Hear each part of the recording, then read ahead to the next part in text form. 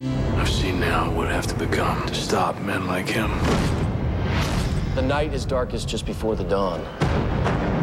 I promise you, the dawn is coming. And here we go.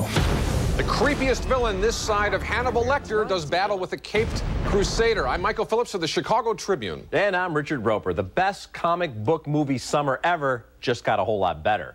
The Dark Knight opens next week. This is an early review. Christopher Nolan's Gotham City epic is one of the best movies of the year and should merit consideration for a Best Picture nomination. This is a rich, complex, visually thrilling piece of pop entertainment, as strong as any superhero epic I've ever seen. Now there's a Batman. Oh, you want to play? Come on. The A-list cast includes Christian Bale as the most intimidating Batman and the most arrogant Bruce Wayne in the history of the series, and Gary Oldman as the righteous James Gordon. Maggie Gyllenhaal is an upgrade from Katie Holmes as Rachel Dawes. She's at the center of a love triangle between Bruce Wayne and Aaron Eckhart's crusading DA, Harvey Dent. Bruce, this is Harvey Dent. The famous Bruce Wayne. Rachel's told me everything about you. I certainly hope not. So let's put a couple tables together. I'm not sure that they'll let us. Oh, they should. I own the place. With the help of Morgan Freeman's Lucius Fox, Batman ventures far outside Gotham City's jurisdiction to fetch a key mob accountant who has fled to Hong Kong.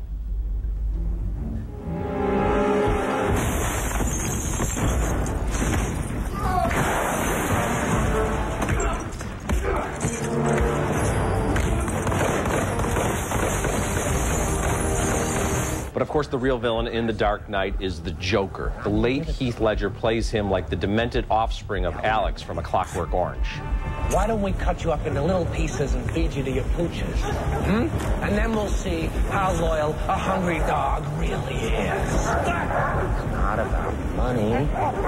It's about sending a message. It'll be an upset if Ledger isn't nominated for Best Supporting Actor, and it won't be a maudlin sympathy vote either. He creates a Joker that is one of the most memorable screen characters of the decade. Writer-director Nolan has fashioned a near masterpiece here, maybe the best superhero movie ever made. His action sequences are thrilling, including 2 or 3 moments that are guaranteed to generate big applause in theaters. Even with the lead in a bat suit, The Dark Knight has the authentic feel of a crime epic like Heat or The Departed. It's a great film. I say see it. In fact, see it twice. I would see it twice, and I'm looking forward to it. This film really is one of the great achievements of the year. Yeah. And let's talk about Heath Ledger for just a second. Sure. I mean, you look at a still photograph of what he's up to as the Joker, and it is riveting. And the wonderful thing about this screenplay and the way Christopher Nolan has directed this picture is you don't overexploit a terrific villain. He's in the film just the right amount. And all the scenes really land, and they're kind of creepily funny, and a lot of it's really, truly menacing, and the balance is perfect. And it's so hard to get that kind of creepy, funny balance right in a comic book picture. Look at Jack Nicholson in Tim Burton's Batman, which to me was fun, but he was really, a clown. but this is nothing. It was a clown it's nothing compared to what Ledger's into. And you're right also about this being really an ensemble piece. Even Christian Bale, he has about the same amount of screen time as Batman and Bruce Wayne as Aaron Eckhart does as Harvey Dent. Each character, Gary Oldman gets his moment. Everybody has his moments. And not flashy, too. The work, I mean, there's one extremely flashy performance, and it's the right one. Yes. Everybody else seems very invested, even people very familiar to all of us. Morgan Freeman, Michael Caine. They're actually, all the work is just a little better, a little more, as I mentioned, that's why it reminded me of movies like Heat or The Departed. Obviously, we're dealing in, superhero genre here.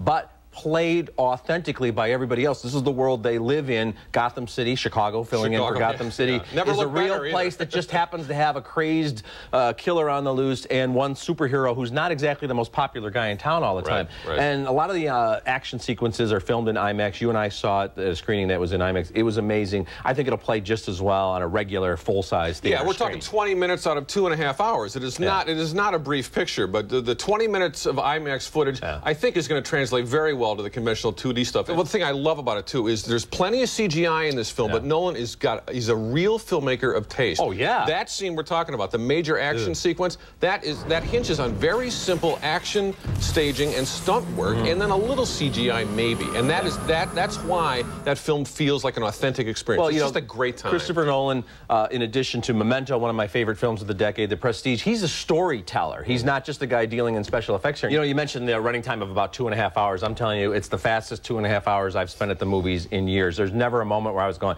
oh, geez, they could have cut 15 minutes out of this film. It zips along. Right. I might have a slight quibble with you on that, but I think it's going to play equally well to the rabid fans waiting for this thing for months and people who are just sort of walking in wondering, hey, is this film for me? It's going to be for them. Okay, our next